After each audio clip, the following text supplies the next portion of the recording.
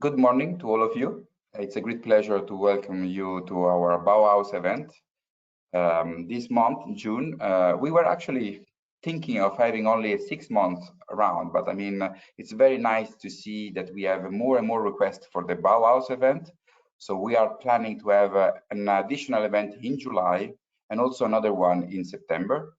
And I kindly ask Richard, next event in July, also to summarize all the good ideas that we have seen so far, because I believe that we are creating a real movement. It's not only, we started with just putting presentation together, but I mean, it's a really great pleasure to see that, I mean, this idea of the Bauhaus is collecting a sentiment around the industry, and everyone is keen to present what they are doing, to propose it, and to share this with the banking community, because at the end of the day, that was the idea, to bring ideas in front of the banks, to let them think of what can be used for what is a real revolution in terms of digital aspect, in terms of taxonomy.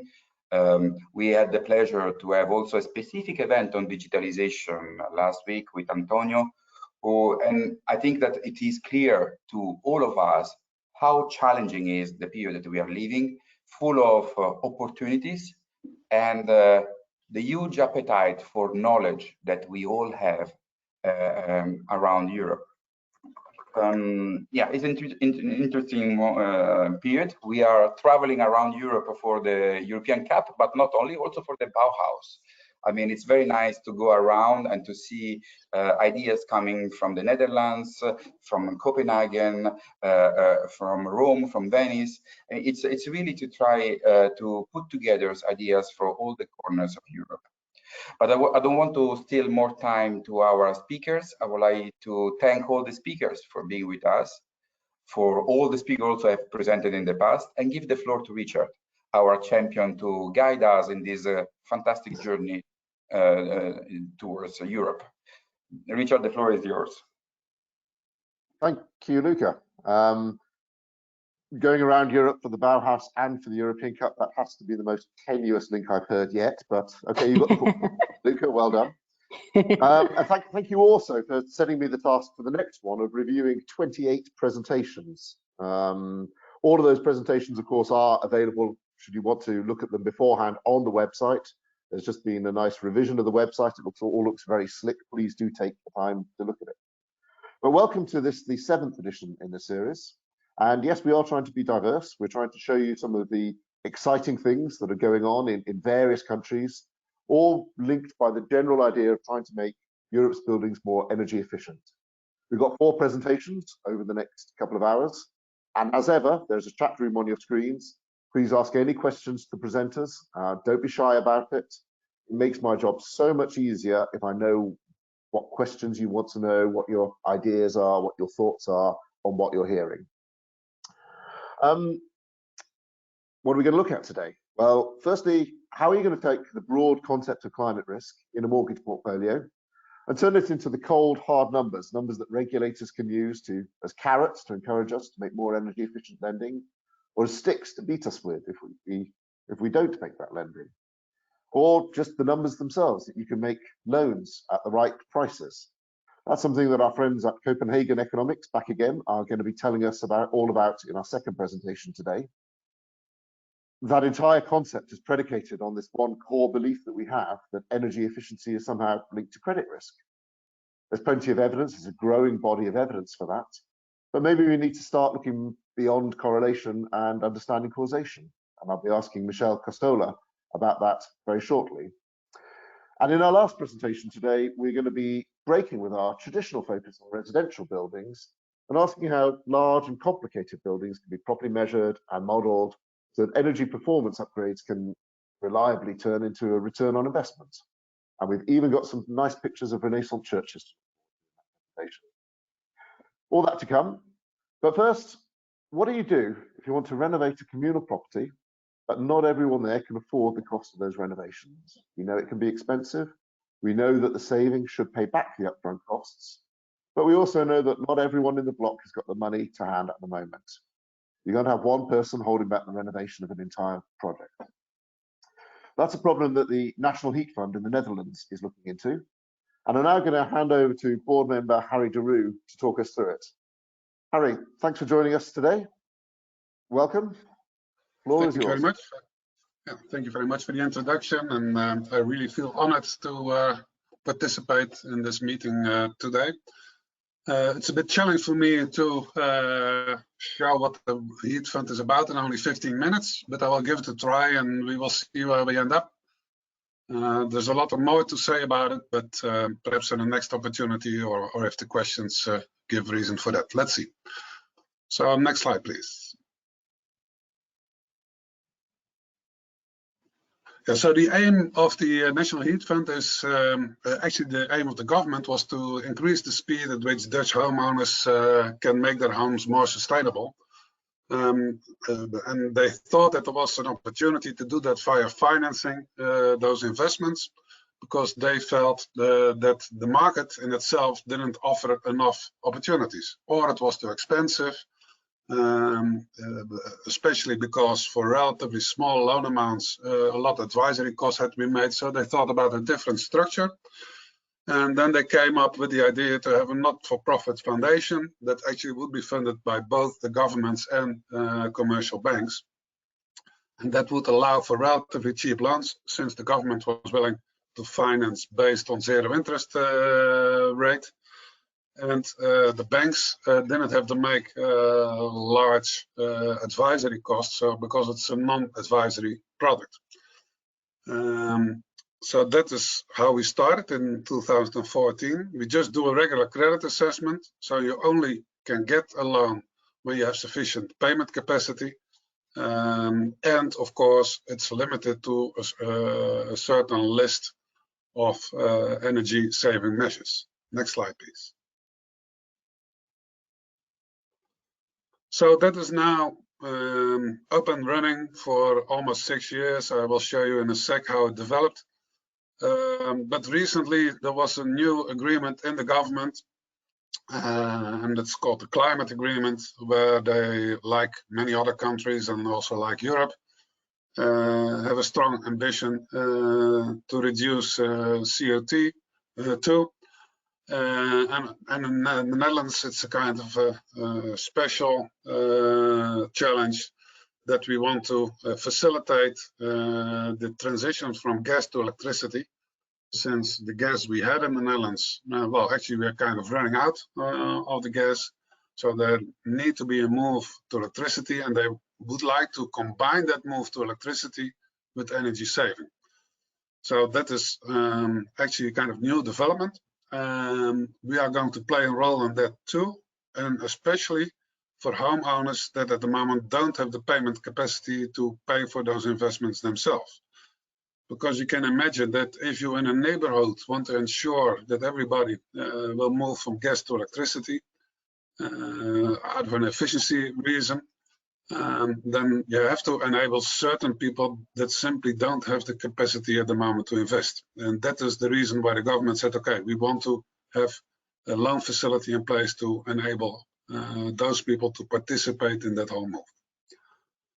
So everything is in a kind of a separate legal entity for this new development, mainly because of the legal structure is a bit different since it's fully funded by the government, where the first activities are funded by both banks and the government. But apart from that, it's the same board and the same supervisory board, and to a large extent also the same internal organization. Next slide, please. So we see actually at the moment two main client groups. That's private individuals and that's homeowners associations. Homeowners associations is where you live in a building where you have about, let's say, 30 or 40 apartments, and there are certain parts that are common and certain parts that are individual. Well, for that common part, and a lot of the energy saving measures are related to the common part of those buildings. We also grant finance with them directly to the homeowners association. That's a kind of a special animal. Today I will mainly talk about private individuals.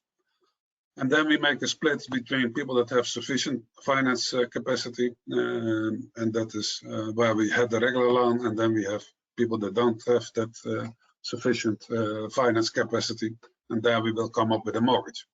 So the first product is a consumer loan, the second one is a mortgage loan, and I have that orange bullet in the presentation because I will give the characteristics of those products on the next slide. So next slide, please. So if you look at the main product characteristics of the consumer loans, it's fixed interest rate. So for the full term, they can choose between 7 and 20 years. Depends, of course, also on the energy measures they take. If that technical life of that measure is only 10 years, we don't allow them to lend, of course, of 15 years. So there is a link, but in general, they have the choice between 4 terms. We don't pay out the loan to the lender, but we pay out to the contractors just to avoid misuse of money. But they can always repay the loan, and they can do that penalty-free. And what's also nice, I think, for the consumers, that we don't ask for any collateral. So we just judge the payment capacity, and if they have payment capacity, we grant the loan. And then we check also whether it's the right energy saving measures, and if that's in line with the list that we have, that's also a reason to grant a loan. It's a regulated activity, so we have supervision by the Market Conduct Authority, and yeah, that gives a kind of a, you could say, a guarantee towards the market that we are behaving ourselves in the right way. So next slide. So the new product that we are developing now for the people that don't have that payment capacity to participate in what we call neighborhood developments. There we do ask for collateral, namely the mortgage. But the nice thing here is that several things are equal to those consumer loans. So the terms are a bit restricted, only 15 and 20 years. But apart from that, it's only available for a predefined list of energy saving measures. We pay out the loan to the contractors, and the early repayment penalty is free. So that's all pretty similar. The nice thing for them is that if they don't have the payment capacity, they don't have to pay. So we start with a 3-year holiday after we have concluded that they don't have the payment capacity, with a 3-year holiday for the interest and repayment of the loan. After 3 years, after 6 years, and after 10 years, we retest whether there is now payment capacity. If not, then the client still doesn't pay. After 10 years, we stop. We assume that there will never be payment capacity. And we just allow the loan to run off. People don't have to repay. Only when they sell the house during the term, and if the price is higher than the loan obligations, then they have to repay the mortgage. So that, in very general terms, is the product. It's 100% funded by the government. And also this is a regulated activity, so there's also supervision by Market Conduct Authority. Next slide, please. So with the first product, actually, we grew from almost nothing in 2014 to a portfolio now for 550 million euros in loans, 420 private individuals, 130 to homeowners associations. It's growing now at a pace of 150 to 200 million new loans per year. And we expect that by 2030, we will have granted about 4 billion in loans. Next slide, please. So the funders for the first product are the government. That's a subordinated loan. So banks view that as a kind of equity of the fund. We pay 0 interest. The ultimate goal is that at the peak of the financing need, there is a balance of 20-80 between public and private funding. And you can see that a bit in the graph, where we start actually with the money of the government. That's the blue part in the graph. and then the red part is the funding from the banks that gradually grows into a certain peak. I assumed here in year 5, and then we start to repay the banks, and after that we start to repay the government. There are several reasons for that, because banks generally do not lend longer than for 10 years. So our term is longer, so we need that kind of a stretch of the government money, but also to manage the interest rate that the client needs to pay. It's of course cheaper when we use as much as possible the zero-rated funding from the government, and as few as possible the loans from the banks. The banks do get the collateral, so they have collateral pool of the loans that we granted, and there are of course certain covenants about the equity and the defaults that we realize.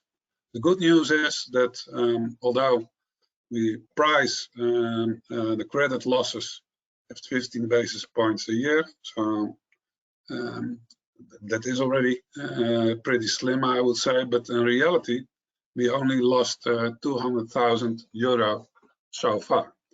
So that is close to nothing given the portfolio that we have. Next slide, please. So those are the names of the funders. We started with the government on the left side, and then Rabobank and ASN Bank, that's specialized bank for sustainability, part of Volksbank in the Netherlands. We added the Council of Europe Development Bank and European Investment Bank, and the last bank that joined us is ING Bank. We actually signed that contract about 2 weeks ago. To grow to 1.2 billion portfolio, we will need another 200 million of funding of banks, and we expect to close that deal within the next 6 to 12 months. We don't do that too early because we would like to avoid that we pay a lot of commitment fees to the banks. So therefore we do the banks gradually as soon as we have the commitment of the government in place. Next slide, please. So the foundation in itself actually is only 3 people, the 3 people on the board. And all services are actually attracted from the market by specialized companies. And so what we do is actually that we hired services from what we call a company that is called Zanders. They do the day-to-day management of the foundation. Actually, you could argue that they are the executives, where the board actually are, to a large extent, non-executive board members. And they also do a lot of the second line of defense work in the area of risk, finance and control, compliance, of course, and they manage the relationship with the banks. So let's say the right side of the balance sheet. And then we have Polestar, that is to a large extent the executioner. So they originate and monitor the loans, they do the financial admin. So that's to a large extent the first line. And then as a backbone, we have Open, that is a platform plus software where we run the portals, the mid office and the back office systems. The good thing is, so before we had actually one service provider. The nice thing is that you have less communication issues. The challenge is that the expertise in one company is not always sufficient to provide all these tasks, and so we are kind of happy that we moved to this environment. Next slide, please. So this gives let's say, our internal organization, very high level, but that gives you a view of where the operation sits, where the management support sits, and where the board sits. Don't need to talk about that too long today. Perhaps go to the next slide. And I was wondering what kind of key message I would like to pass today. I believe there is no general recipe that can be applied in every country. The situation in the Netherlands is very specific. But what I would like to pass on as a key message is that make a clear operational framework, because if the government is involved, things tend to take a bit longer. And if you operate in the markets, sometimes you need to be able to act quickly. So you have to create a very clear operational framework in which you really can operate and can be an entrepreneur. That's not always easy, but it's very helpful to spend a bit of time at the start to make that operational framework very clear, so that you indeed can be an entrepreneur. Other message that I would like to pass on is that you have to realize your place in the chain. We are, as a foundation, a facilitator. We are not responsible for ensuring that we will have sustainable homes in the Netherlands. That's not our task. We play a small part in, to help to make that happen. And of course, everybody likes the topic and likes to play a bigger role. But it's better that you say, okay, now somebody else who is responsible for that should do a better job instead of trying to do the job of somebody else. And the last thing is actually also pretty challenging, is that you realize which push and pull factors are required to get the product to the market. And at the start, the idea was that, well, if we simply create a facility, people will be at our door and begging for the loan. Well, that's not the reality. People need to be able to find you. They need to understand the conditions. Sometimes you have to do a bit of explanation. So there is a lot that you need to do to ensure that actually the product will be accepted by the market. Well, that for the moment, and I would like to give the floor to everybody else for any questions there might be.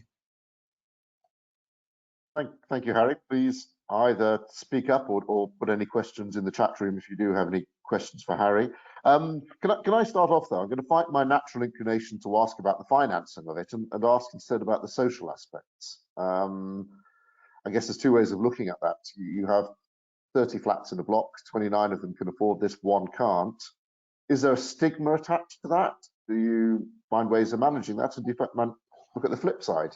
Hey, I've got to pay €100 a month for this upgrade. The person in the identical flat next to me doesn't pay anything for it. I get a resentment.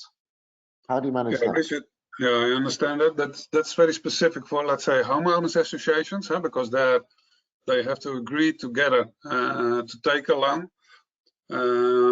Well, in the Netherlands, there is a certain majority required to take that kind of decision.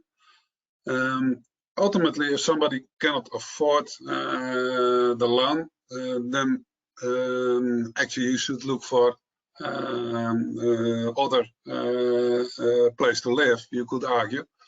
But if there are a lot of people that cannot afford to pay the extra $100 a month, then ultimately the loan will not be granted and you will not realize the aim that you have. So that's a bad situation. So at the moment, we are trying to develop an additional product actually for homeowners associations, where the people that cannot afford the increase, that we try to help them out.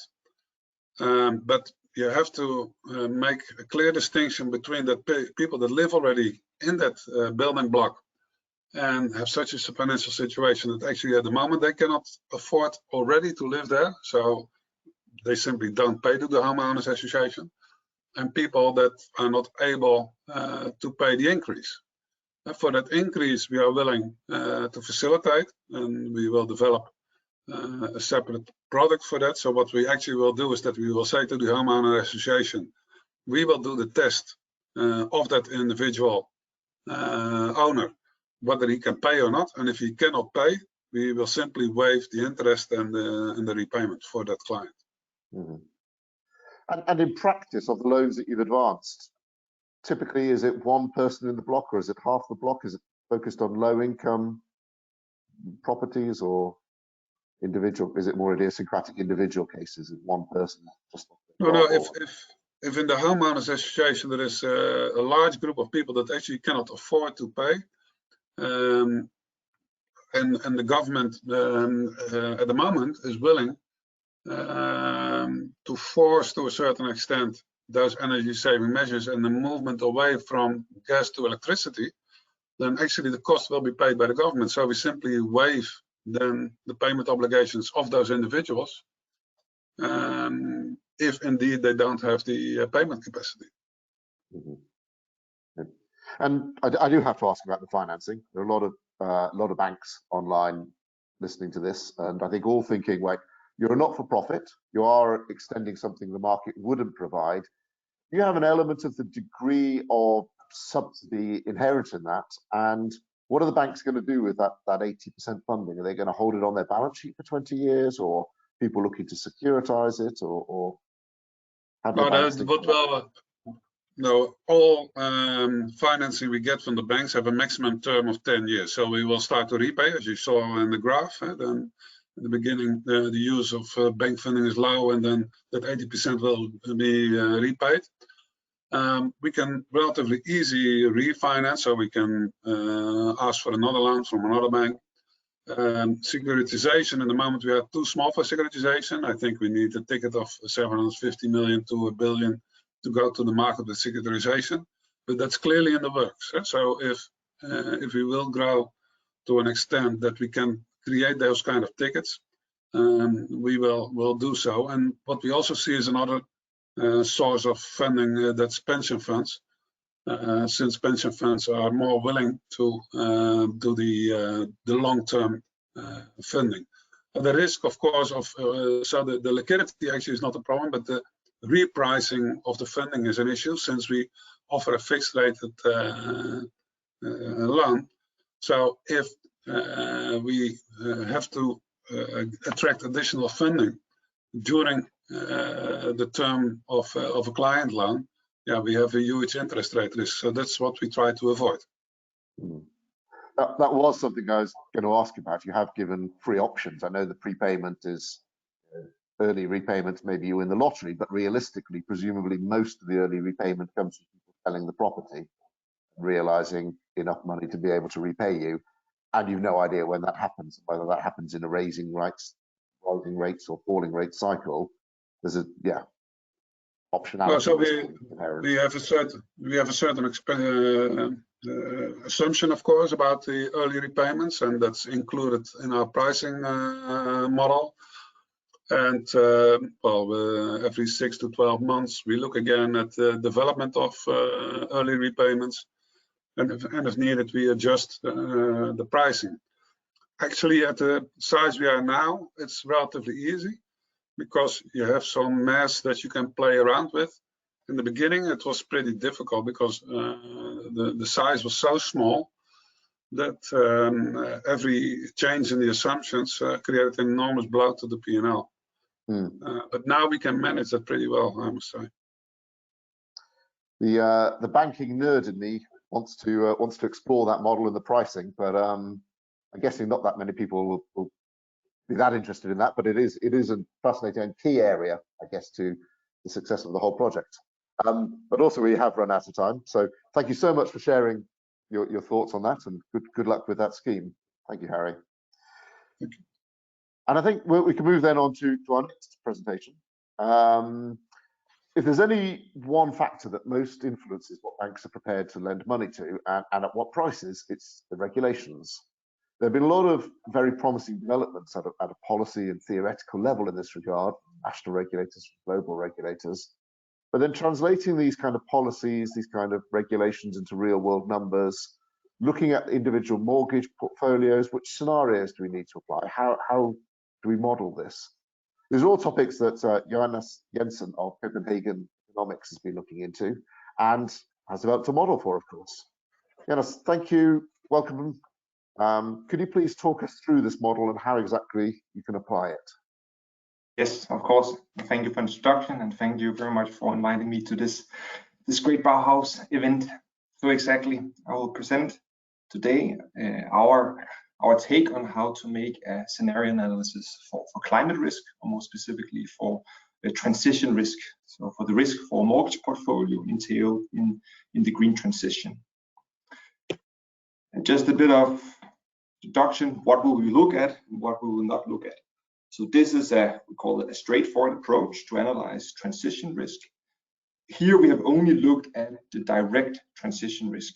So we only looked at sort of the direct implications from a the higher cost of emitting CO2 in the economy, higher energy prices, to how that could affect collateral values and probability of default for a typical mortgage portfolio. There's also another effect, which is sort of more indirect effect, that the transition to green transition obviously could affect the macroeconomy, could affect different kind of sectors, it could affect the stock market, and that could have indirect effects on households and eventually on the mortgage portfolio. For example, a crash on the stock market could lead to a wealth effect at household that also could affect the probability of default. And that's also part of when you look at the, sort of the regulatory climate stress test. They also take that into consideration.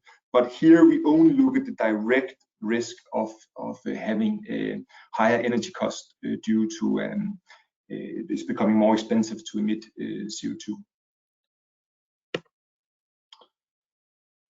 So what we have tried to do is, over the past years, as I'm sure you've always seen, there are a lot of reports and guides out that sets out principles for how to analyze this topic. Of course, we have a TCFD, which is a benchmark within the industry. We have the Network for Greening Financial System, a network of central banks that have also been very vocal in this. And then the last I want to mention is Bank of International Settlements that recently have put out sort of their big guide on how to assess climate risk in general. Many of these guides and reports, they are still sort of principle based. So they set out general principles of how to analyze this topic, which makes sense because the risks that we are facing, they're very heterogeneous. What we have tried to do is here to take these principles and then see, let's assume we have a portfolio of mortgages that is similar to the average in Europe. How could we apply those principles to actually analyze transition risk and sort of produce real numbers on impact on probability of default, impact on risk weights, and eventually impact on capital ratio.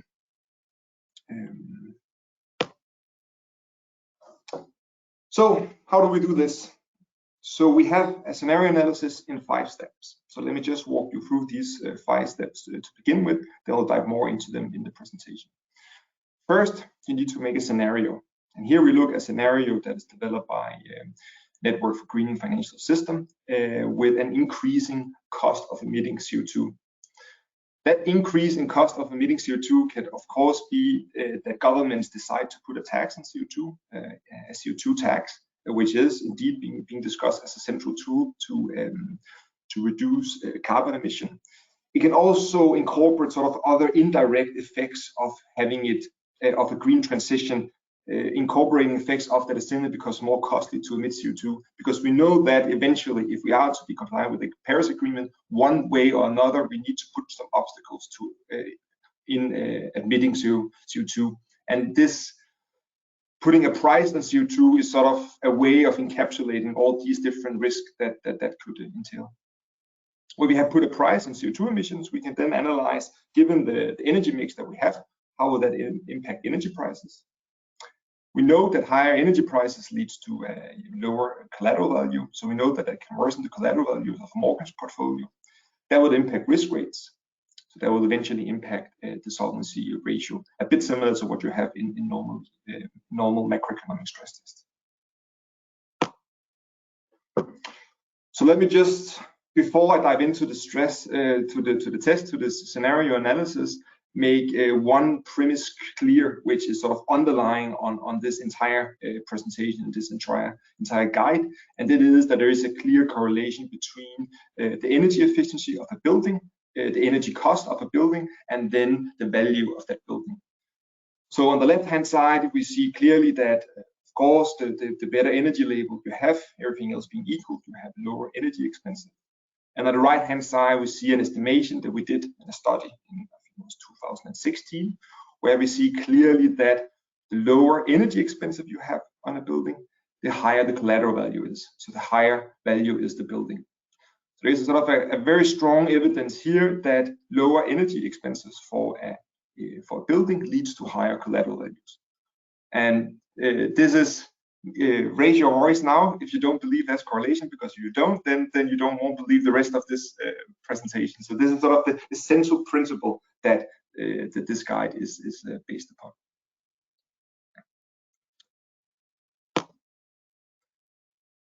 So how do we then analyze this? We have not analyzed it on a specific mortgage portfolio for a specific bank.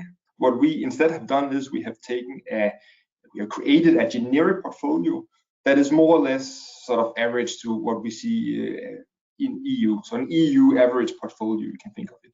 We have chosen a house worth of 200,000 euros, an LTV in this household of 70%, LTI of 200%, and the energy mix. And this is important because that will really drive our result here in this analysis. The energy mix of heating is also average in EU.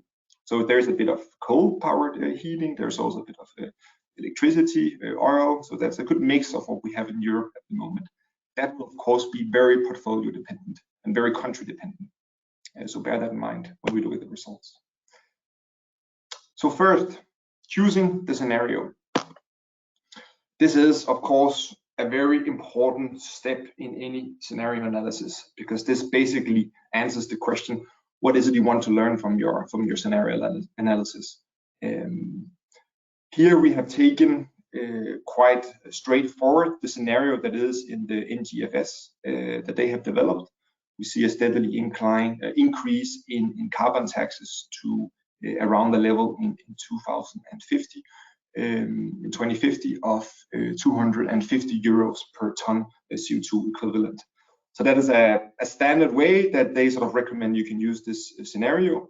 But of course, you can also use a lot of different other scenarios if you want to learn something differently. It can also be that you have sort of much more targeted scenario on specific energy labels.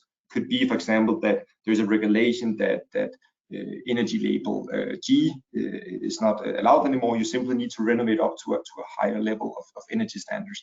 That, of course, could very much shape your scenario analysis and make some completely different results. But here we sort of just put whatever taxes there already are, we put this tax on top that NGFS suggests. So now we know which kind of cost we should put on CO2 emissions. Now we need to transfer that cost into how much does that actually impact energy costs. And here, as mentioned, we have simply taken the average energy mix in Europe. So you can see there is 4% is using a coal boiler, 14% is using an oil boiler, and so on and so forth. And we know that these different kinds of energy sources, that they have different carbon intensity. So we can then calculate, well, on average, the carbon intensity of heating in Europe right now is around 200 grams per CO2 equivalent per kilowatt hour.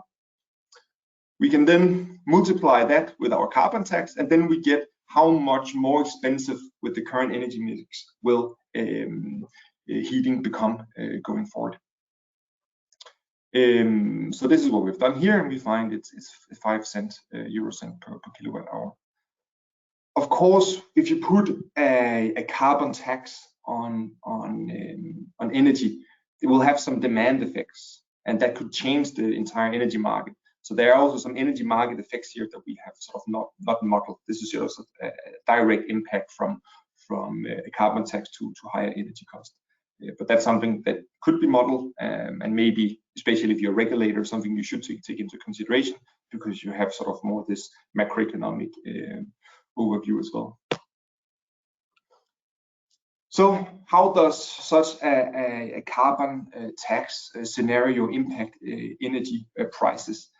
Here we see that with this scenario, eventually energy prices in EU will increase with, or the cost of heating for a typical household will increase with 22%. So we go from average cost of around 1,000 euros a year to an average cost of 1,200 euros a year, given the current energy mix in Europe. So in this average mortgage portfolio that we have made, it's becoming more expensive to live in that home. Energy costs have increased. The question is then, how does that impact collateral values? And here, theoretically, it should be that all future energy costs and all future increases in energy costs should today be priced into the home. If you did that, so we take all the increase in the energy cost due to the carbon tax, discounted backwards for today, in our case, we see that a reduction in collateral value of 7,000 euros.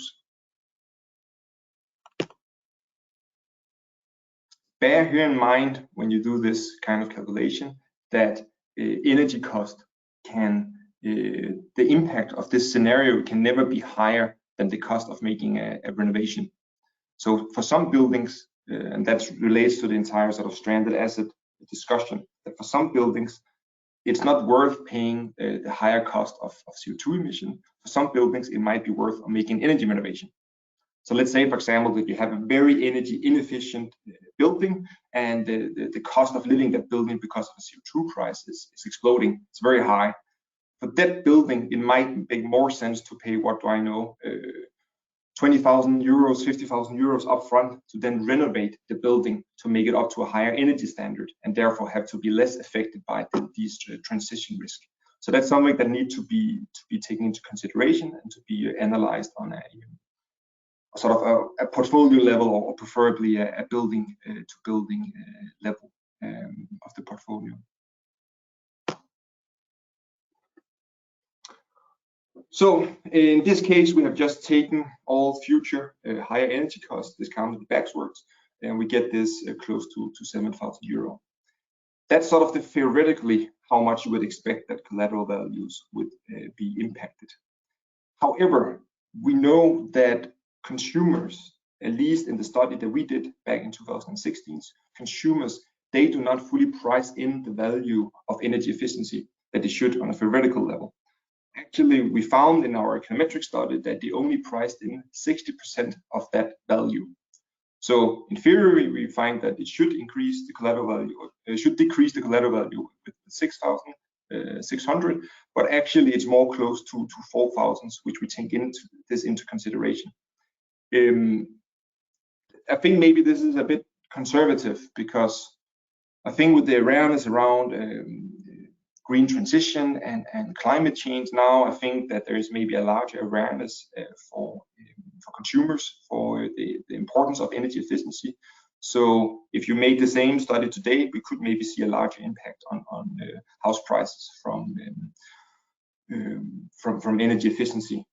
But here we have just used the result from that study earlier on. So here we get lower collateral values that leads to a decline in LTV values. So you have it leads to an increase in LTV. So you get a higher loan to value because of a lower collateral value. And then eventually we can convert that into an impact on risk rates by taking this simple correlation for RB banks between, of course, that and higher LTV value leads to higher risk rates, and therefore impacts the risk of the portfolio. If you're an RB bank, you need to implement these new collateral values in this your credit RB credit risk system. If you are using the standardized approach, you will need to sort of assess for each mortgage, do we see some migration in buckets? So do we move to a lower bucket because of these new LTV values?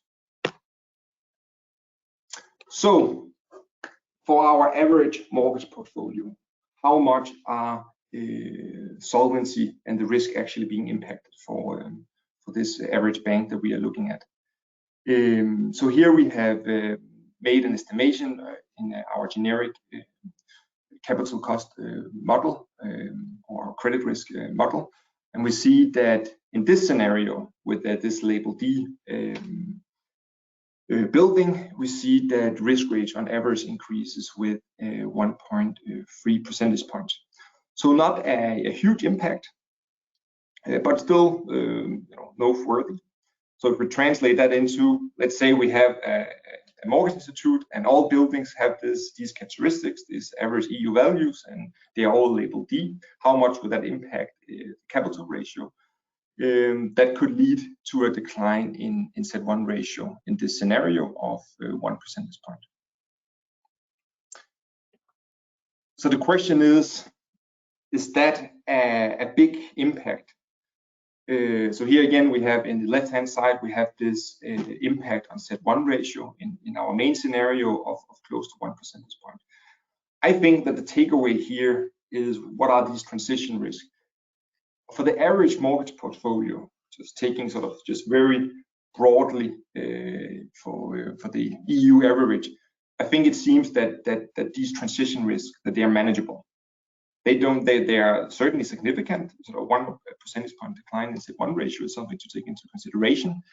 But on average, that could be entailed in the macro economic stress test buffer, which many banks, a good rule of thumb, that many banks have a stress test buffer of 2 percentage points. So I would say that these transition risk, at least these direct transition risks that we have analyzed here, for the average mortgage portfolio should be manageable. But look again, then if we take an entire portfolio with has an energy efficient of label G, and if they had an oil boiler as the energy source, so that's the right-hand side of the figure. There we see an impact on Z1 ratio of 3.1 percentage point. So a much stronger impact, and that could not be contained within the stress test buffer. And also, just if you have a label G, you see an impact on Z1 ratio of around 2 percentage points. So I think that the takeaway here from me is, looking on different kind of mortgage portfolio and transition risk, on average it seems manageable, but there are certain buildings where the transition risk are considerable, which of course makes it important to find out what are the transition risk for individual portfolios. Also because, and this is the last line, that first of all, the energy mix for different portfolio varies a lot. So you have some buildings that have only using fossil fuel based heating. That would of course entail quite significant transition risk, and you have other buildings, and you also have other jurisdiction where there's right now already heating is based on renewable energy, where of course there'll be much fewer transition risk. So this is also very country dependent. And then finally, and this is what this slide shows, that there is already implicit carbon taxes in Europe today. So which extra level of carbon tax you will need to put on your portfolio could vary a lot. So let's say, for example, Netherlands, you have all the way to the left. Today in Netherlands, there is currently an implicit carbon tax on energy of around 209 euros per ton CO2. If you remember the scenario shown to begin with, in GFS, they say we should in 2050 have a carbon tax of 250. And there in Netherlands, they are almost at that level already today. So what are the transition risks there? Well, if it's the risk of just increasing it from 209 up to 250, that's not a very big transition risk, right? But that again depends on which kind of question is it you want to answer. Do you want to sort of reach the sort of a homogeneous level of carbon tax, or do you just want to put your carbon tax on top of what already is there? So, but that goes to the direction that, for example, Netherlands, there are probably smaller transition risk. Then you have countries, for example, like Germany and France, that have 43 and 27 euros per ton CO2 of carbon tax today. So there you have a much smaller level of carbon tax, and there could be sort of a real risk that the carbon taxes would increase, which could impact the credit value and eventually the level of risk of the portfolio. That was it. So, any questions? Please feel free. Thank you, Jonas. I have had a question. Somebody's actually WhatsApped me whilst you were speaking with, let me read it out. What interest rates do you assume when you translate a saving into a collateral value?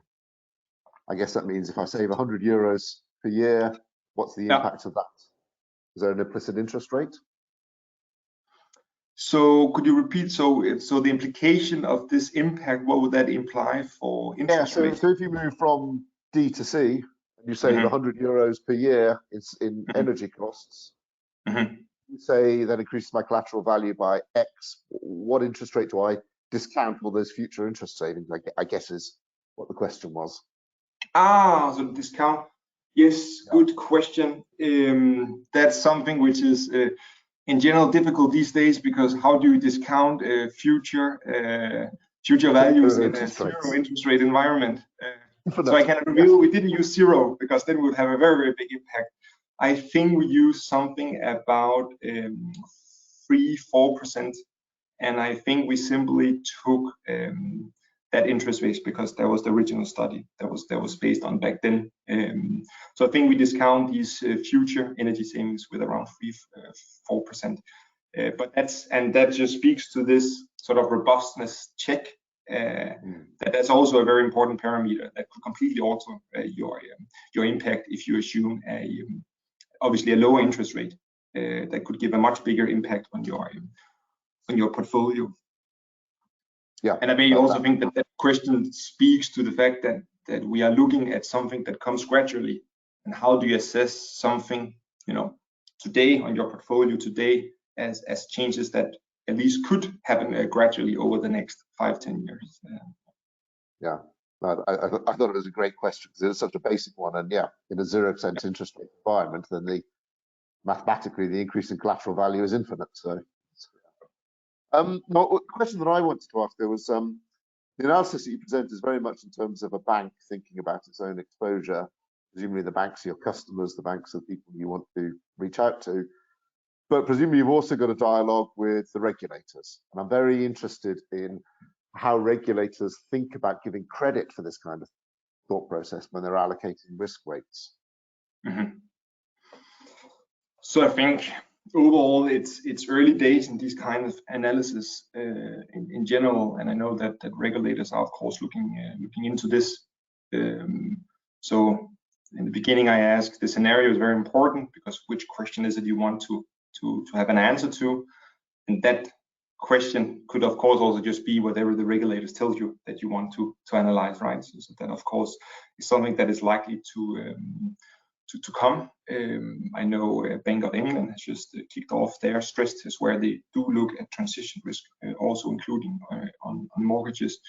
And ECB is also preparing such a stress test. I think it should happen in 2022 for the banks. That I think it's now they're doing a top-down stress test, so they will do it themselves. And in 2022, I believe that they'll make a bottom-up stress test for the banks that they regulate, looking at transition risk.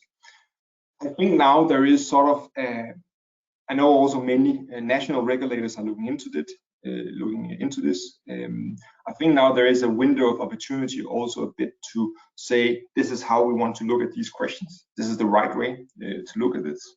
So I think now, because there is no yet very strict requirements of do exactly this kind of analysis on your portfolio, that's something that will come. There is an opportunity to be a bit proactive and say, we think this is the right way to look at this question. Just talking about these different factors that can be so important. Which kind of discount rate do you use, for example, and which kind of scenario you're looking at. For example, in Netherlands, well, we already have very high implicit taxes on heating, so that could be something that you should take into consideration when you make these tests. So I think the sort of the credit in terms of the regulator now is that there is an opportunity to be proactive and also help shaping how to analyze these important questions. So is the process that you're looking for a sophisticated bank that uses the IRB approach to allocating capital to take this analysis and present it to the regulator and say, is this what I should be doing as part of my Pillar 2 capital? Yeah. Exactly, and my impression is that the regulators, they're really looking for answers. They're looking into this themselves. But for many regulators, this is also early days. Or for many supervisors, this is also early days. So they will also. We have had talks with different supervisors, and they are very interested in this question, and they're also looking for answers to how to do this, because this is indeed a new type of risk. hopefully what this guide here can help shed light on is also that yes, it's new type of risk, but the fundamental tools that we have to analyze these kind of risk, they still apply. It's fundamentally just about talking and impacts on some collateral values that impacts your portfolio risk as many other types of risk do. Looking at the attendee list, I can see that there are some bank supervisors in the room. I'm not going to call them out to ask their opinion on this, but if they wanted to volunteer, any thoughts? Whilst they do that, though, I'd just like to ask about the data availability. Now, you're talking here about a very generic mortgage, the average European mortgage, 200,000, 70 LTV, all of those characteristics. I was reading recently the EBA's report on the green asset ratio and the incredible difficulty that banks are going to have, reading between the lines, reporting it, getting the data to actually feed into this. This is nice with a very clean portfolio about which you know the EPC, you know the LTVs, you know everything. But actually, the problem is getting the data into a shape that fits into this model. How do banks do that? How do they think about that? That is a very good question, and I think that's the number one issue in all these matters: data challenges. We want to do many good things, but we don't have the right data to do it. So a very good question. I think this scenario analysis here, very central, as you can see, is the energy labels, right? Because we base a lot on what we do here on energy labels. And once you have that piece of information of a fairly recent or updated energy label, you can do a lot of things. You can make a lot of assumptions about energy efficiency. You can see how big the house is, and you can then make some assumption about the energy consumption, also including how many people are living in the household. So once you get some sort of indication of the energy efficiency, you can actually do a lot with making sort of reasonable, fair assumptions, estimations, taking the data from average energy prices for the different heating sources and sort of combine that. So to answer your question, estimations and reasonable assumptions can take you quite far, but some piece of information, energy efficiency, that will be very central in such a task.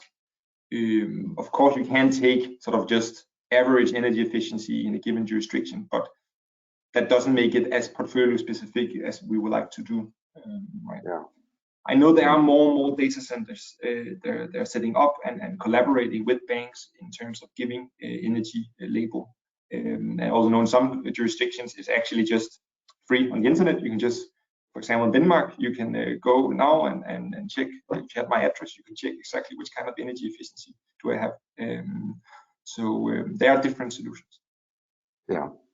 And I know a lot of companies, a lot of banks are spending a lot of money on IT projects at the moment to attempt to address this green asset ratio. So I guess the one key message is they need to take into account this kind of a scenario analysis when they're designing for that purpose. Exactly. Yeah. Jonas, thank you so much for this analysis. Thank you. Very, very interesting, very, very relevant. And I suppose it connects very nicely. Sorry, Luca here. Can I make one comment? I think that the last point of Jonas is quite important. I mean, we are analyzing the EPC structure country by country. And it's very interesting to discover that, I mean, most of the European countries have a centralized EPC storage system, but few countries, I mean, which are the most important mortgage markets, are using a regional one. And this is a major problem for banks. Allow me to name the countries where we have a regional approach for very good reasons. I mean, it's Spain, it's Belgium, it's Germany and Italy, where I think going region by region with different IT systems and different approaches is a serious problem for the banks. So we are trying to discuss this with the European Commission, and I see that there are several representatives of FISMA on the line. But I mean, this is a major, I would say, infrastructure bottleneck that banks face in the collection of data. And so we, as an energy efficiency mortgage initiative, we are asking every single country, for example, we are asking to Enea in Italy to help as much as they can to centralize information to allow banks to use this data. This is a fundamental element. Sorry for the comment, but I wanted to mention what we are doing to trying to boost more coordination between authorities managing EPC data. Thank you, Richard. It's a very important point you make, Luca, and I totally agree with that. I think yeah, the devil is in the detail, and getting that data is having worked on these kind of projects myself, I know how difficult that kind of thing can be, and crucial. And that's, I guess, talking about pillar 2 of bank capital, and one of our central themes in so many of these events. It leads very nicely onto the next presentation, because one of the central themes is the correlation between energy efficiency and default probability. You'll remember, if you were there a couple of editions of this of the Bauhaus ago, we heard from Nationwide, I think, with what's the largest study on the correlation between energy efficiency and default. But I think to be useful for policy, we need to go a little bit beyond that. We need to go look at perhaps causation, not just correlation, if we want to make arguments to argue for lower risk rates. Michele, Costola and colleagues have recently published a study on exactly this, looking at specifically Dutch data, we Netherlands again. And Michele, thanks so much for joining us today. Could you please talk us through the project and the work that you've been doing on this study? Absolutely. Thank you very much, Richard, for the invitation. As you say, this is a joint work with Monica Biglio, Loriana Pellizzone, and Max Riedel from Foscari University, and also SAFE at Goethe University in Frankfurt. So the present study, so the study I'm going to present, was part of the Energy Efficient Mortgage Action Plan, the EEMI project, and was recently published in the Journal of the Real Estate Finance and Economics. So what are the motivation behind our study? We know that buildings, the European buildings, account for approximately the 40% of the energy use, and the actual stock building is predicted to stand still in the 2050. So clearly the improvement of energy efficiency is one of the top priority of the European Commission, and the commitment is to reduce the energy consumption and also the greenhouse gas emission. The interesting perspective is also on the borrower and the lenders and investors. So clearly energy efficiency and improve the building's performance seems to be nowadays also an attractive and appealing new market segment. Why? Because home buyers are going to recognize the value of energy efficient in buildings. For example, if an if a building is less energy efficient, they will require a larger discount. On the contrary, if the building is energy efficiency, they will ask for the energy certification to recognize the value of energy efficiency. Clearly, there is a straightforward relationship between energy efficiency and the sale price of buildings. What is not clear, and new studies came in to investigate, is the effect of energy efficiency on the credit risk of the borrower. And this is precisely the aim of our paper. So we try to answer basically to one research question, and this research question is going to provide interesting side with side research question. So the first one is, what is the relationship between the building's energy efficiency and the probability of default of a borrower? Second one, does the inclusion of the energy efficiency attribute of a buildings into a scoring model provide an additional value in the pricing?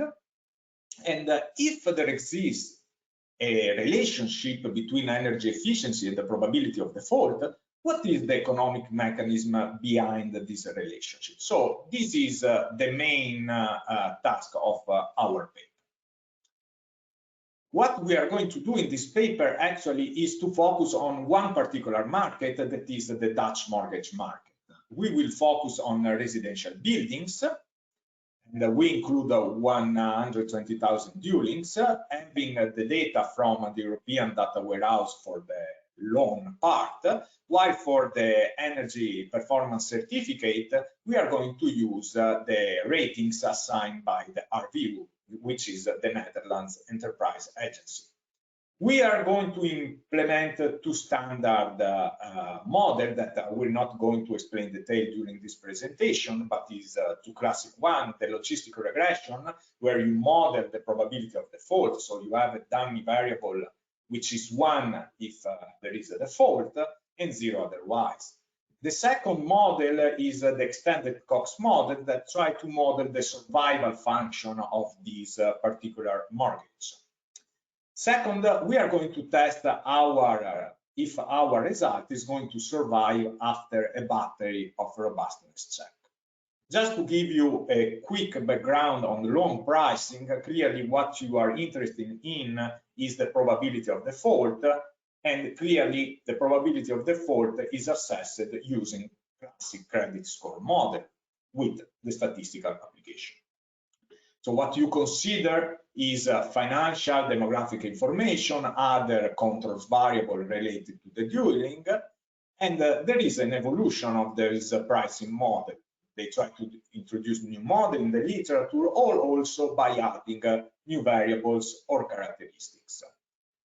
In the framework of energy efficiency, we have new studies that start to investigate if in these models the attribute of energy efficiency is going to add an additional value. What we can say about the literature about energy efficiency is quite recently, and before 2020, most of the studies were US based. We have two seminal papers. One is Casa et al. In 2014 that focus on the residential US market. They found that energy efficiency is related to a mitigation of the probability of default. The same also for Vivo, which focuses the study on the commercial buildings. They also find similar result. If we move to the European area, we have our study, and then a recent study by Guen and Coronen that show that UK mortgage are less frequently in payment arrears with respect to the non-efficient counterpart. And also another very related project to the EMA project, it was another study that we have conducted. By considering a portfolio of Italian residential mortgage, we found a negative relationship between the probability of default and energy efficiency. So new studies start to come in the spring. What are the potential channels that may explain a negative relationship between energy efficiency and the probability of default? We have identified three main channels. Also, the literature has identified one of them. One is a particular personal characteristic of the borrower. So if I'm going to choose an energy efficient buildings, could be for my personal traits, so such as environmental consciousness and other particular traits, the psychological one. The second one is related to a pure economic motivation. So since I'm going to buy an energy efficient buildings, I will have a lower utility bills, so lower maintenance cost, and this indirectly will increase my disposable income. The third channel is another financial and economic channel, is about the dueling value of the buildings. As we have said before, if we are going to have an energy efficient buildings, the value of the property is going to increase, and in a credit risk framework, this is going to lower the loan to value ratio, since the value at the denominator is going to increase. And clearly, this is going to mitigate the probability of default. So, about our data. We are going to cover the period from January 2014 to May 2018, as I said, in the Netherlands. We are going to focus particularly on individual borrower, where the primary income is in the range 20,000, 1 million euro. We account for different type of properties, so residential, detached, semi-detached house, apartment, or terraced house. we will focus only on owner-occupied. So the borrower is also the occupier of the buildings. We have that the construction range for the buildings range from 1900 to 2016, and we are going to focus on fixed interest rate mortgage, and we exclude the repurchase ones. What we want is a one-to-one match between each individual borrower and a building. How do we build the energy efficiency variable?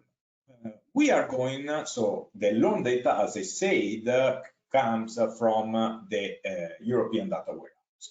For the energy efficiency variable, we are going to use the energy performance certificate from the Dutch RDE. In this case, we are going to use provisional EPC, which means that given, we will see the table in a few slides, given a building, a type of building, and the construction here, which is going to reflect a particular technological progress, we are going to get to identify the EPC of a given buildings. How we consider if a building is energy efficiency? We consider if it is energy efficiency if the rating is on the top of the notch, so A or B. Clearly, when we are going to use and prepare this credit scoring model, we need to account for other risk drivers and control variables that could exert an impact on the probability of default of the borrower. So first of all, we consider the usual mortgage variables, so the usual credit risk drivers such as the contemporaneous LTV, the debt service cover ratio, debt to income ratio of the borrower, and the term of the mortgage. We also include building variables such as the property type, the geographical location, and the building's age category. In this case, following Underwood and Arshawi, we create some buckets, so some bin, by categorizing the building age in 3 years. We have also performed additional robustness test to verify that this particular selection is not going to affect the outcome of our study. Other controls variable that we are going to include is the borrower information, so the total income as a sum of the primary and secondary income, the age of the borrower at the origination, and also macroeconomic conditions such as the unemployment rate, the government yields, and so on. Fixed effect, as anticipated before, we use the regional effect. In this case, we use the NUTS 3 region level, and we are going to use also the origination and current loan here to for this particular fixed effect. To provide you a picture about our database, I include here some summary statistics to show the granularity of our database. If you take a look below of the slide, on the bottom of the slide, we have 2 graphs. One is for the construction here of the building. As I say, the range is from 1900 to 2016, and the mortgage origination here that starts from 1992 and stopped in 2016. The table on the top of the slide is very interesting, because it's the one that allows us to identify the energy efficiency ratings. And you see that you have the property type on the row and the construction here on the columns. What is interesting to note is that you see the building's period is not linearly related through times, because these particular bins are going to reflect the technological progress in the Dutch market. So this is one of the proxies that we use to capture energy efficiency. And here I provide you another picture with the rating distribution between the energy rating categories. You can see that here we have the percentage of default over the total, and here we have the mortgage origination balance, where the average is around 1,050 euro approximately. We are here. And let's now take a look to the empirical analysis. Clearly, as I said before, there are some statistical tools that are usually implemented in pricing those loans. We, first of all, make use of the logistic regression, where we are going to model the probability of default. So our Y, our dependent variable, is a dummy variable where which is equal to 1 if the mortgage has defaulted and 0 otherwise. Clearly, we are going to model this dummy variable according to the set of independent variable that I have previously discussed. We have energy efficiency on one side, and on the other we have all the controls that could exert, as I said, an impact on the default. The next question is, how do we define a default? So how we are going to create 1 or 0? We are using the usual definition that we have a default if the payments are in arrears for at least 3 months, after 3 months, I'm sorry. And I do not go into the technical details that are in the paper. This open access. I will show you the link at the end of the presentation, but just to provide the insight that we have from this study is that after controlling for all the variables that I have previously specified, energy efficiency is going to survive and actually is significant and negative related to the probability of default of a mortgage. What we found, if we compute the marginal probability in that model, is that we have a direct reduction, the reduction of 39 basis points. And we try to perform an additional robustness checks to see if this energy efficiency negative relationship is going to be significant and therefore survive after alternative specification of the logistic regression. What we found is that actually it's going to survive and it remains significant and negative correlated. We also try to perform another type of exercise. So we test if instead to consider just A and B as energy efficient, we try to include the degree of energy efficient. So in this case, what we are going to do is to split in several buckets the degree of energy efficiency. We select a reference line, which is the bottom of energy efficiency, so class G, and then we include the buckets of a couple of energy efficiency. Just to make the long story short, we have A and B, which is the usual top notch. We have C and D, and E and F.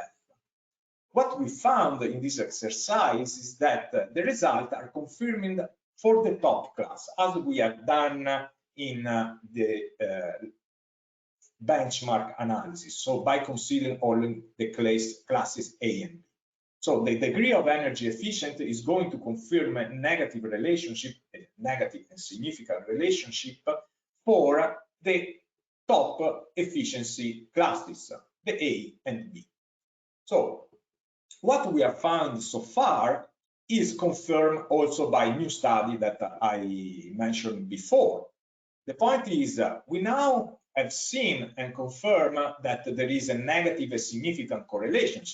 What we want to do in this study is try to take a further step and see if there is an economic mechanism behind that is going to explain this possible hidden relationship. So what we want to do is to create an economics channel. Before to go to the economic channel, let me just show the result for the extended Cox's model, just to see and to show you that the results are confirmed. What I want just to include here, apart from saying you that the results are confirmed for energy efficiency variable, is the survival function. This is the time to default in a 20-year period for two mortgage groups. One group is the energy efficient one that we label EE equal 1, and the other group is the non-energy efficient counterpart. So technically is EE equals 0, so when there is no energy efficiency. What is interesting to observe is that the survival function is higher for the energy efficiency group.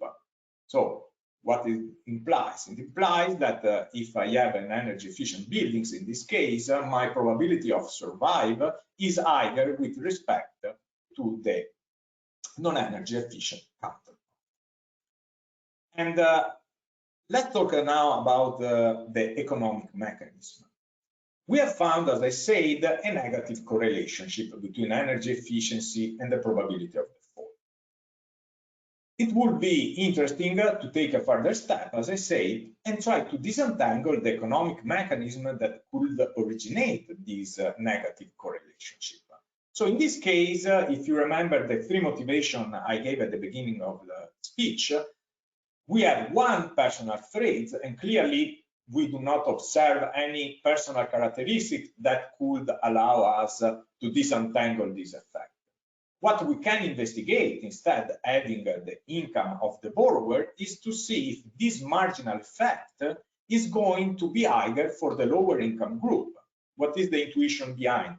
If I am a borrower, clearly, and I have a lower income with respect to another borrower, the savings come from the energy efficient is going to provide a higher impact in marginal terms with respect to the richer counterpart. Because if I am a high income borrower, clearly a savings has a lower impact with respect to the counterpart with a lower level of income. So in this case, we believe that the magnitude of the energy efficiency should increase for the lower income groups. And this is what we want to test. So in this respect, what we do is to decompose the income group in the usual three categories: high group, the medium group, and the lower level income group. And we are going to iterate this term, these three categories, with the energy efficiency. So we will have this interaction to see what is going to happen to the group that has a low income level, but has an energy efficient buildings with respect to the startup count. What we found is, we believe, quite interesting, because as I told you before, we show that we have a magnitude that is going to increase with the income level. In this case, if you see, we are going to repeat the same exercise as before. We compute the marginal probability, and we find that the high group, the effect of energy efficiency, is going to lower of 39 basis points the probability of default. If we move to the medium group, this effect is going to increase in magnitude, so we have a lowering of the probability of default of 45 basis points. And if we move to the lower income groups, this is going to increase again to 46 basis points. So what this is going to say us that we believe, if you are from a lower income group, you are going to benefit more from the saving of energy efficiency. So energy efficiency from an economic perspective is going to help more the people with a lower income group. Just to give you an order of comparison, if you consider the average default rate for the lowest income group is 0.93%, we have a reduction of probability that is significant and is half the average default for the lower income groups. So the improvement with energy efficiency to mitigate the probability of default is quite important and significant. And we provide, therefore, evidence that the second channel that I mentioned before is actually significant, and we are able to see an improvement in terms of the mitigation of the probability of default for the lower income groups. We believe, as others say in the literature, that this economic channel is represented by the savings that we have from the maintenance cost and the reducing energy cost in the energy efficient buildings. So to conclude, what we have found in this study is the relationship between the probability of default of energy efficiency that has started to be investigated also in the European area recently. We find that also for the Dutch market, this relationship is negative and significant. By exploring this panel dataset, thanks to the European Data Warehouse and the provisional ratings obtained by RPO. And what we have done is the classical statistical exercise that also banks do, and to use a logistic model or also a Cox regression model with a set of controls and variables that would explain the probability of default. Remember that the results are going to survive even for several specifications. You will see in the paper if you want to take a look. And what we believe is that we are also, if you remember, talk about 3 channels. The first one, I'm sorry, was for the personal characteristics. The second one was for this economic mechanism that we have investigated. And we have also control for the third channel, which includes the LTV risk driver. Since energy efficiency is going to improve the value of the buildings, the loan to value is going to decrease. Actually, we have accounted also for this effect because in the regression we are using the actual loan to value through times. So finally, what we have done is try to investigate the economics mechanism according to the income of the borrower. What we find in the logical regression is that actually we have an effect that is going to magnify according to the lower income groups. If we are going to repeat the analysis within the Cox model, we find a similar mechanism, which is confirmed for the average household, but not for the lower income groups. That is still better from the non-energy efficient counterpart, but is in magnitude not lower with respect to the higher income group.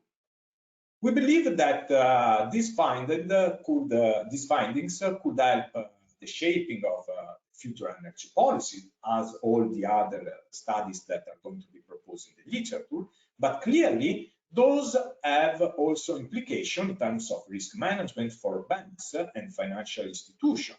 For example, including energy efficiencies as a new characteristics could lower the interest rate, since we have a mitigation of the probability of default. So we believe that our paper is going to add to the literature that could help to understand better the effect of energy efficiency in the credit risk framework. And I have done. Thank you very much. Just to give you an information, the paper is open access, so it's can be freely downloaded from the Journal of Real Estate Financial Economics. And here I provide you the QR code to have the direct link. Thank you very much. Thank you very much, Michele. A very comprehensive study, very comprehensive presentation of it. I'm not a good enough mathematician to second guess your Greek letters, but I think your last 2 conclusions, I just want to ask you about those. What you're doing has policy implications. I guess how this should be used in a policy perspective by people thinking about the riskiness of mortgages is one area to explore. And the second one is, you say here about this being a first step, and obviously there's a growing body of information, embodied information about this area, but this is the first time I've heard people really dig down into that causation. What do you think are the next areas that need to be explored? Where does this research point? Oh, thank you very much. So the first question, as you said, and let me go back here.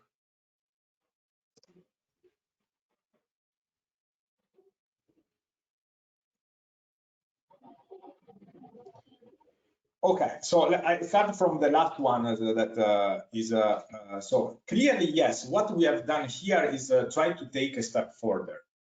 And what the study usually try to do is, the initial study is focused on the relationship between energy efficiency and the probability of default. And clearly, in this case, we believed during this paper, also with the colleagues of EMAP project and EDAP, that it was important to provide an economic mechanism.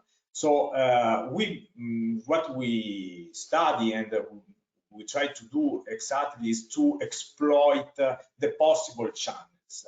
So we found basically from a theoretical point of view these three main channels that could drive the result. Clearly, we cannot exploit this channel of the personal characteristics because this is something not observable. We should have from each borrower this trait of environmental consciousness with survey and so on. There are studies that try to capture, but they are not related to the loan. Could be also interested for banks to collect this information to try to see if the personal characteristics channel could help to disentangle and to exploit the causality, as you said, of this relationship. The second one was possible since, thanks to European Data Warehouse, we had the disposable income. So it was easy for us having the energy efficiency and the group try to see if this channel was holding. And the third one is quite a standard one and is widely recognized, I think also in the pricing model in the banks right now. Is pretty clear that if you have an energy efficient buildings, the value of the building is higher with respect to non-standard counterpart, ceteris paribus, all the characteristics. So the third one was quite expected and is usually taken into account by the LTV driver, and there are several studies. One of the most recent one is ANMPIVO in 2020. What we believe we have provided contribution is the second channel.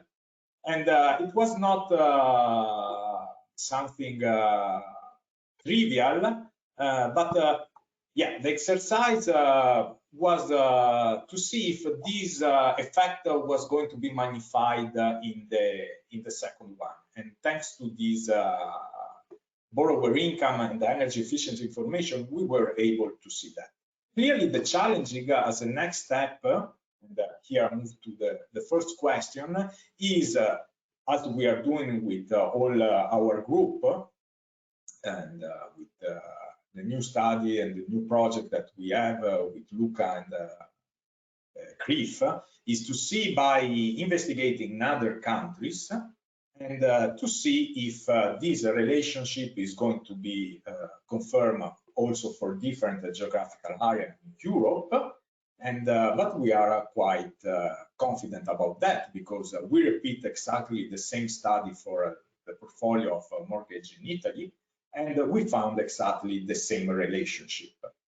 We do not have yet the income level, but we are trying to recover also that information for the Italian area, and we are confident that this effect is going to be there because the relationship, the negative correlation that we find also for Italy is very similar to this one that we have found for the Dutch market. We have also new database that are too young to be used right now because they are quite recent, and we do not have, unfortunately for us, too many default to study this relationship. And but we believe that this database will be ready in a couple of years, and we will able to disentangle better this relationship. Clearly, as a final comment, what I can say, the nice thing is that to exploit better in the scoring model and try to see, as Jonas discussed before, the different weight risk that could be attributed to the energy efficient mortgage. Yep, that ties very nicely to the previous study, previous presentation, and thank you. I would like to ask you a lot more, but sadly I can't because of pressure of time. We need to move on to our final presentation today. When we, Richard, can I still just 10 seconds, sorry, to give two important news. I mean, first of all, that's the nice thing of the Bauhaus. We have a fresh information coming from the Spanish Mortgage Association. They just told me that actually on the 1st of June, Spain has approved a royal decree to centralize the EPC database. I think this is a very important information for the Spanish market. So they fully recognize the limitation of a regional database and they move to a national one. So I think that's a very interesting information for our Spanish friends, but also can be useful for our German friends, Italians and Belgians. And also another issue is that we are finalizing a nice a press release announcing a new correlation study in Denmark. I mean, the second largest bank has done a very similar study of what Michele just presented, confirming exactly the same result. Not only this bank will be the first one to implement the harmonized disclosure template, which means providing full transparency of the entire ESG portfolio. This will be announced next week, but I mean, that's the nice thing of the Bauhaus, announcing things in this platform to let people know what's going on. Thank you. Sorry for stealing a few minutes to you and to Anna. Sorry for this. That's okay. You can always announce things before they're announced. You can think we're all privy to that exciting news. But yes, we do have to move on to our final presentation today. And I think quite often in the Bauhaus, we talk about small residential properties. But now I think we need to move also to the big ones, the complicated ones, the ones with complicated needs from energy efficiency upgrades, complex, difficult to understand, difficult to work with, and usually have owners who have to be accountable to their projects, who are citizens or as users of those buildings, students, patients, inmates, whatever. For complicated buildings, we need complicated data and we need robust models. And that is something that Anna Moreno, the president of the Italian chapter of buildingSmart International, has been looking into. Anna, welcome to the Bauhaus event. Could you please share with us your approach to this? Okay, thank you. Can you hear me well? I can hear you loud and clear, yes. Okay. So first of all, I really need to thank you to give me this opportunity to provide technical tools to financial tools. It was very interesting to listen what you said, and I would like to share my view on the risk. So how you can decrease the financial risk. First of all, we need to understand. Sorry,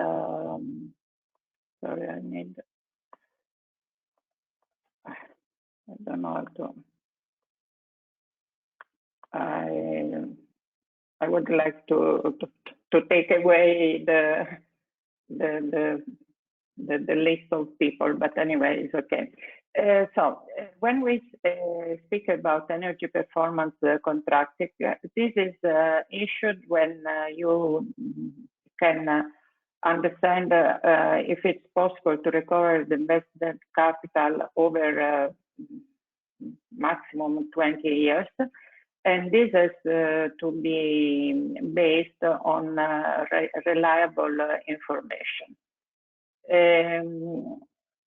So usually the refurbishment and design has to consider several aspects, and these is sometimes are very crucial to understand if you can go forward or not with the refurbishment, because there is the compliance with the rules. For instance, if it's a historical building, you have many rules, but also simply safety and other issues. Compliance to functional need of the spaces. So if you have complex building with different use of the rooms, if you want to be efficient, you should know the use of these rooms. And then feasibility of the energy requalification works, because not always the solution that the energy expert finds then are suitable, because maybe there is not enough space, or for other reason it's not possible to intervene. and then to guarantee thermal and lighting comfort for the people. Okay, sorry. The evaluation of benefits is to take into account both environmental, economic, and energy savings. And this means not only to have to lower the cost of energy, but also to lower the maintenance cost and management cost. So in order to understand if a project can be funded or not, you should reach the right balance between the achievable saving and the investment value. And the evaluation of different scenarios can provide you what is the achievable saving, and as well as the computation of the quantities based on reliable information can provide you the investment value. Now you will see, but I will show you later what is the meaning. For the evaluation of different scenarios, you can use what is called the beam energy model based on beam model, which is the building information model. And for the computation of quantities, the same model can be used, trying to have the building as it is. As very often, when you treat an old building, usually there were so many changes that it's not always the same. So when the BIM model is convenient, from the point of view, just the economical point of view, and for the purpose of any mortgage, it's usually useful for projects over 100 kilo euro of work. And for sure, it's much cheaper if you have the work of over 1 million euro. So it means very large building or very complex building. I will try to explain why is this.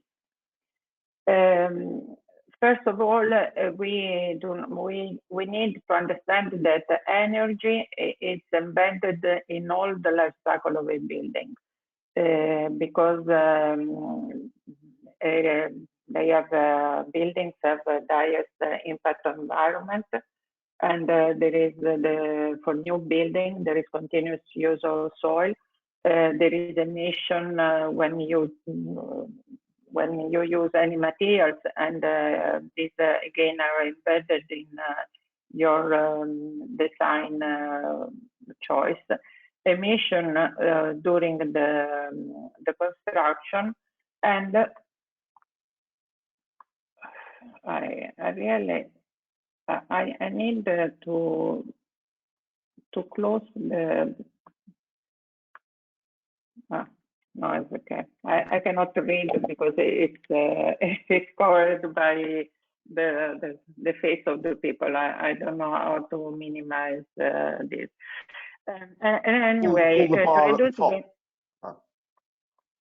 The bar at the top in between the presentation and the pictures, you can just pull that up to make it larger.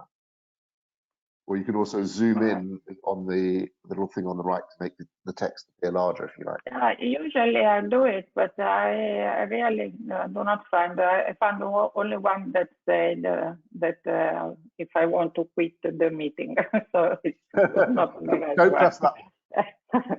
Anyway, it's okay. I will manage anyway. So in order to reduce the impact, we really need to think to refurbish what is already existing more than building new buildings. And when in all the choices we need to design choice, we need to think to use recycled materials, or anyway low impact materials. We know that concrete is one of the as one of the highest impact on the environment. They said that if you compare the concrete production to a country, it will be the third in the world for the production of CO2. And then there is the possibility to reduce the waste, but of course there is the possibility to reduce the cost during the use. And why the use is very important? Because it is 73% of the CO2 production and the cost of the life cycle. So it means that even if you make a small mistake in the design, then you will have it for all the life of the building. So that's why it's so important to have the design with the right tools, the right instrument. Why the cost is higher during the use more than during the construction? Because of course there is the energy, but there is also human resources involved in the operational and management activities.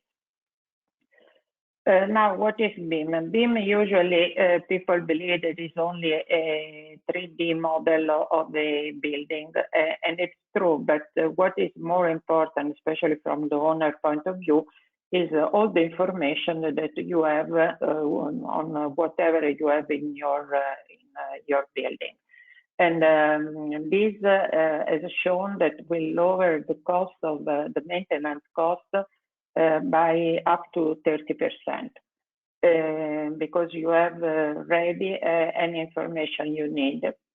And what is happening during the traditional way of building is that whenever you pass from one step to another, so from the plan, design, construction, and handover, you lose information, because this information are stored by different people in different places. While in the building and BIM, I stands for information. So in the BIM model, the information are stored with the design, and so you do not lose this information. So the red line is how it is today with the BIM. This is only to show how what means the point of cloud. This is the point of cloud of the square in Florence, and this point of cloud was made in a few hours. I think it was only one afternoon. And with the laser scanner outside and inside of the church, it was possible to have this nice section of the building. And with any traditional way, you would never have such so clear distinction in the section. And above all, this it's with the precision of a few millimeters. So it's not inches, but it's millimeters. So that's why you can get the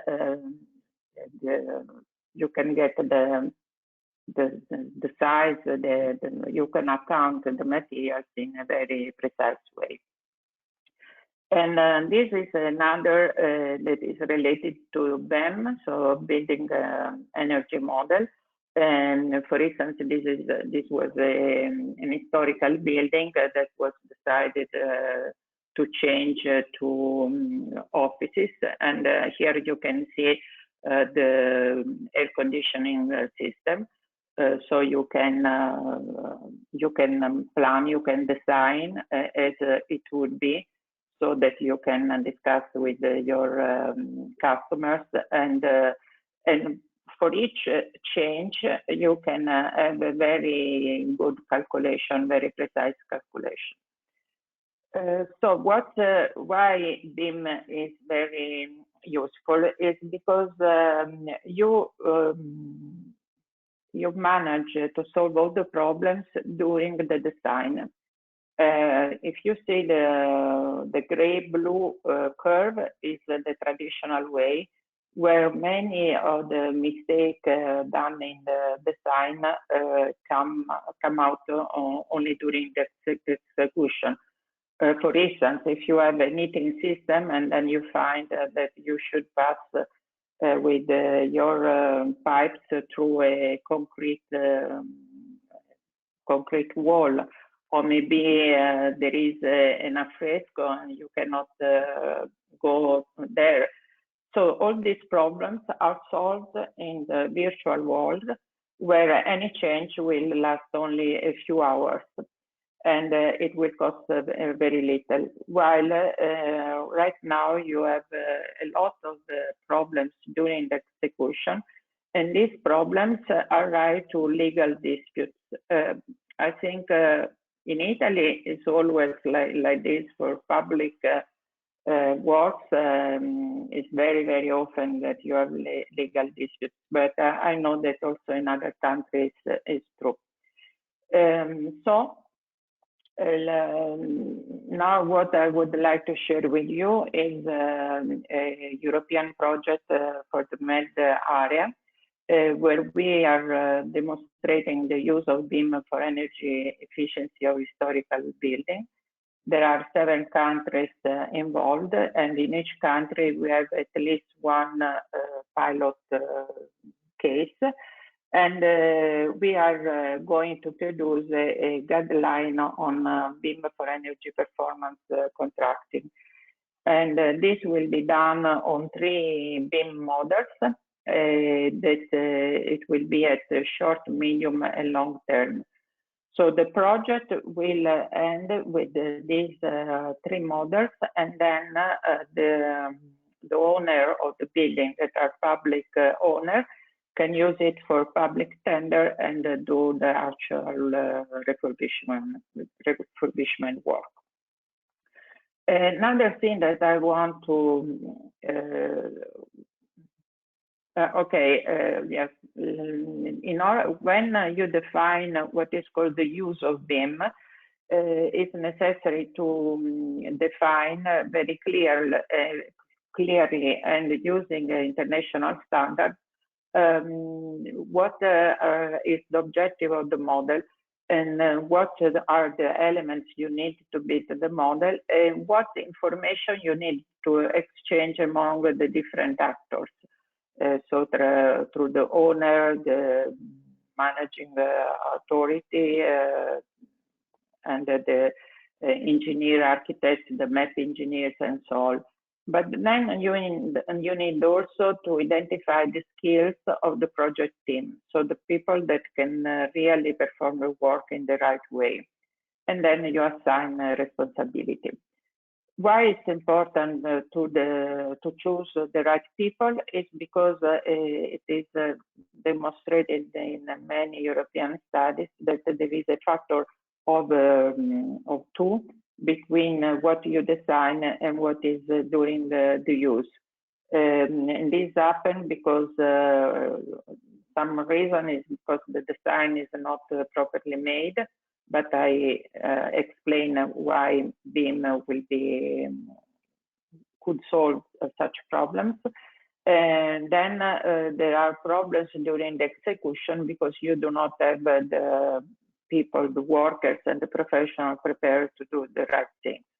And finally, during the use, if people doesn't know how to use the tools, they will probably waste energy. So when I say that we discuss in the virtual world all the things, all the issues, is because this is a map, a process map of BIM. For instance, here in this case, only in the preliminary phase, you can consult showing the design of the building as it will be to the authorization body, to the owner, the architect, the BIM consultant, and also the financial institution and the map engineer. For instance, the map engineer is called since the beginning to understand if the solution that the BIM consultant proposes are suitable or not. So the other project I want to share with you is the ARISE project. It will start in September temporary will last 30 months, where we have set up a system to recognize the competencies of the people involved in the refurbishment work. This project comes after, I think, at least 5 or 6 years of European project in all Europe. And we have now almost associated partners, almost 90 partners from 22 European countries. So we hope that this system to recognize the competencies will be used so that you can decrease the gap that I have shown before. There is a third element that I think is very important and risky for all these refurbishment is the slow procedure that we have in our administrative bodies. In Italy, we have the slowest in Europe. All our regions are after 200 regions for the reason that they are very, very slow.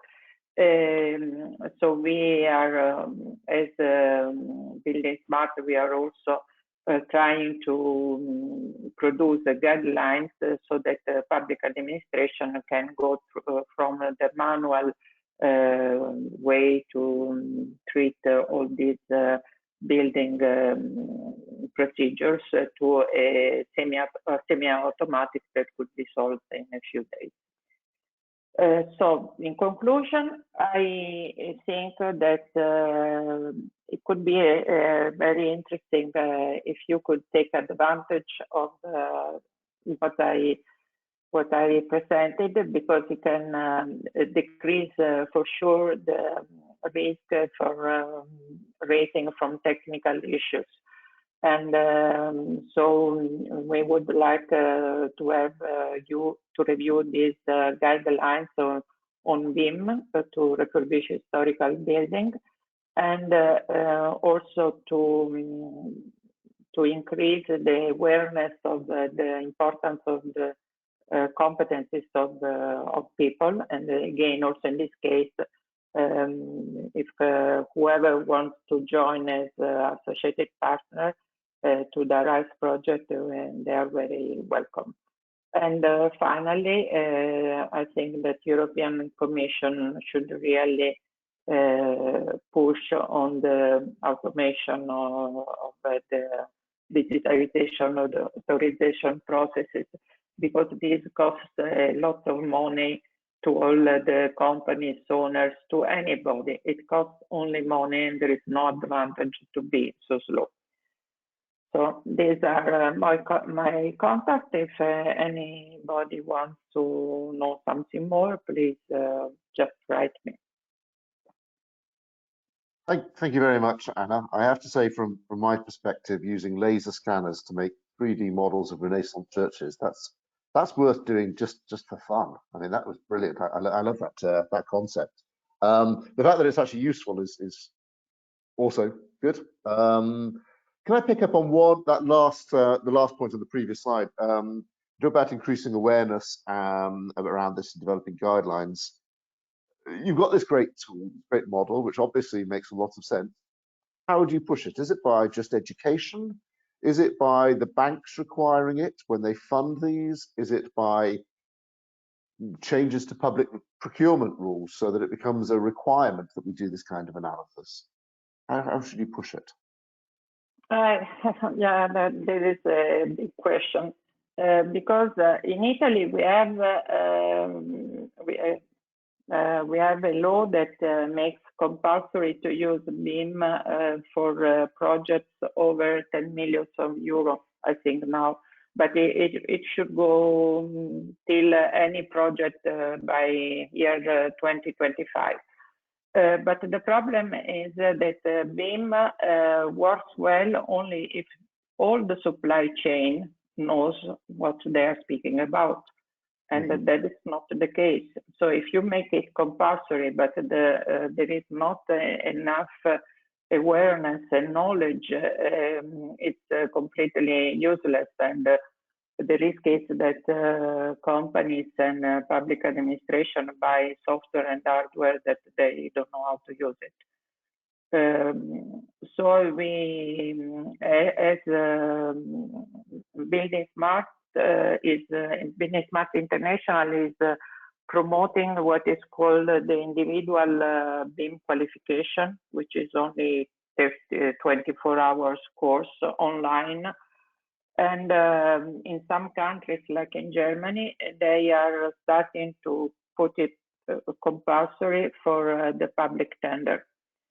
So I think there should be both ways. The law should allow some facilitation if you use BIM, but at the same time, you need that any people would know the advantages of BIM and what they should ask for. Otherwise, will be like a boomerang. You do not get the right results for what you are paying. Excellent. Yeah. Thank you. I would like to add another thing. I showed the slide that it's convenient with the project under 100, over 100 kilowatts. But from the owner's point of view, even a smaller amount should be, it's advantageous. Because I mean, in my house from my parents, it's from the end of the 18th century. I am asking for the model because I know that that house will stay there forever, and I don't like to go around to look for documents, guarantee plans, section in many offices in Naples. So I think that BIM anyway is the future. It's a matter of time, but it's the future. It sounds like it is. Thank you very much for explaining it to us and introducing us to this this tool, this world. And thank you also to all of our other presenters today. We've had 4 very diverse presentations, as ever. The second and third, I guess, are kind of approaching a similar problem from different directions. And we have more presentations lined up in July. Please don't go on your holidays yet until you've seen that one. Please do take a look at the website, as I mentioned before. This has been upgraded. This has all of the presentations available for you to view, to download, all of these recordings. Details. Thank you very much for watching, and let me hand you back to Luca. Thank you, Richard. Just to be very precise, the next event will take place on Monday afternoon of the 12th of July. I personally will be on holiday, so I will be connecting from some exotic place. So I mean, you will see my background. But I mean, we think it is important to have a July event where Richard very kindly will try to summarize, and we have 2 very important presentations, and we will want to also see your views. We want to understand what you are appreciated, what you like, because we have also to prepare a new cycle. So in September, in October, we want to produce always something that is of your interest, and we want to secure your participation. We already have a few events booked for September. The September Bauhaus will take place, if I'm not mistaken, Lucine, correct me, on the 20th of September. But I mean, you of course will receive all the invitations from Lucine, who is very kind and very timely, will inform you on developments. I would like to thank all the speakers. Richard, you are a star. Now you are getting popular around Europe. Everyone wants to know and meet Richard Kemmish. So one day we have to organize a physical meeting where people can touch you, you know, and get you. So in my to-do list, my to-do list is try to organize something maybe for October where we can physically meet. But I mean, let's see if it makes sense. The hope is, I think, more than 2/3 of the ECBC staff has been vaccinated. in Brussels, in Belgium, we passed the 50% bar, and everything is starting to be reopened. So there is Belgium won yesterday evening. So there is a very important dose of optimism in Brussels today. Thank you all. And sorry for my Danish friends. I mean, I see a couple of Danish friends. I'm very sorry for this scheme. Very sorry for my comment, which was unfair. But I mean, that's the European Cup. So I mean, it's the only degree of nationalism that I authorize in my team. You know, the European Cup. Thank you all, and Richard, thank you again. We wish you a nice weekend, and we will see each other in July again. And stay tuned. Thank you very much. Thank you. Bye-bye.